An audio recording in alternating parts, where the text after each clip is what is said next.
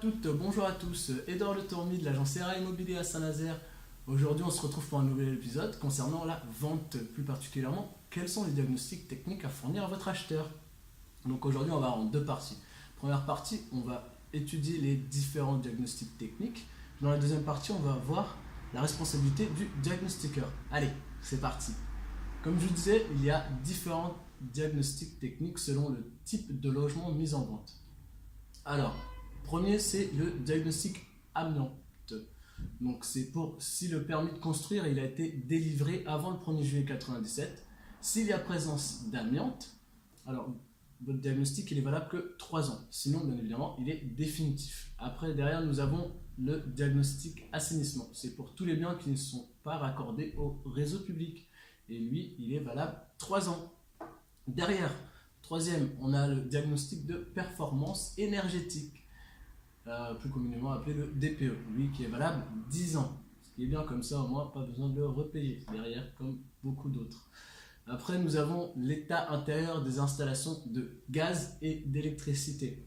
C'est si les installations ont été réalisées il y a plus de 15 ans. Et les deux sont valables 3 ans. Derrière, nous avons le constat de risque d'exposition au plomb. C'est si le bien a été construit avant le 1er janvier 1949. Alors, il est valable qu'un an s'il y a présence de plomb, sinon il est définitif.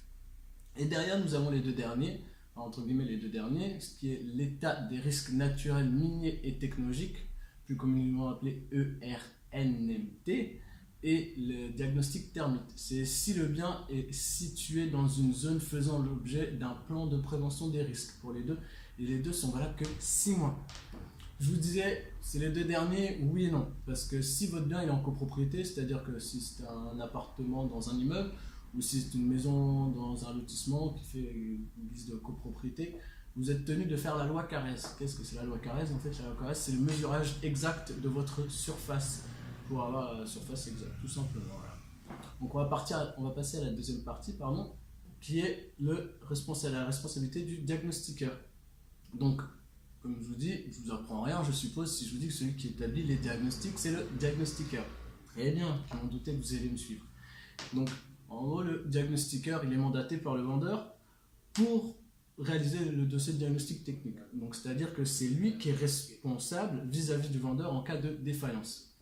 L'acheteur peut se retourner contre le professionnel s'il y a préjudice et qu'il estime qu'il est établi un diagnostic défectueux. Donc voilà, maintenant je vais vous donner une petite info avant de finir. Depuis le 1er juillet 2017, les propriétaires sont tenus de donner à leurs locataires pour l'instant tout ce qui est l'état intérieur des installations de gaz et d'électricité ainsi que le DPE. Et à partir du 1er juillet 2018, les bailleurs sont tenus de donner tout le dossier de diagnostic à leurs futurs locataires. Donc faites attention, soyez vigilants de bien recevoir ce dossier de diagnostic. Merci beaucoup pour tout, je vous souhaite une excellente journée, un excellent week-end. Si vous avez des questions, vous pouvez appeler au 02 40 17 36 27.